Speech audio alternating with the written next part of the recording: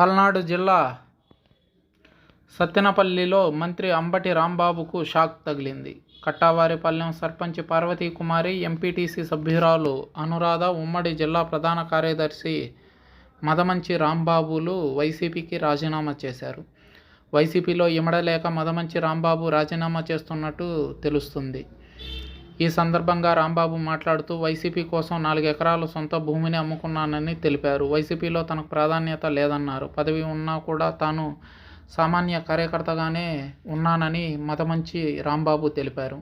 సత్తెనపల్లిలో మంత్రి అంబటి రాంబాబుకు వ్యతిరేకంగా ఈ ఏడాది జనవరిలో అసమ్మతి వర్గం సమావేశం నిర్వహించింది. మాజీ ఎమ్మెల్యే ఎర్రం వెంకటేశ్వర్రెడ్డి ఇంట్లో అసమ్మతి నాయకులు సమావేశమయ్యారు. సత్తెనపల్లి ఎమ్మెల్యే సీటును స్థానికులకు ప్రకటించాలన్నారు. సత్తెనపల్లిలో అంబటి పేరు వినపడకూడదని, అంబటికి సీటు ఇస్తే రాజీనామాలు చేస్తామని హెచ్చరించారు. రాబోయే ఎన్నికల్లో అంబటి పోటీ చేస్తే ఓడిస్తామని స్పష్టం చేశారు.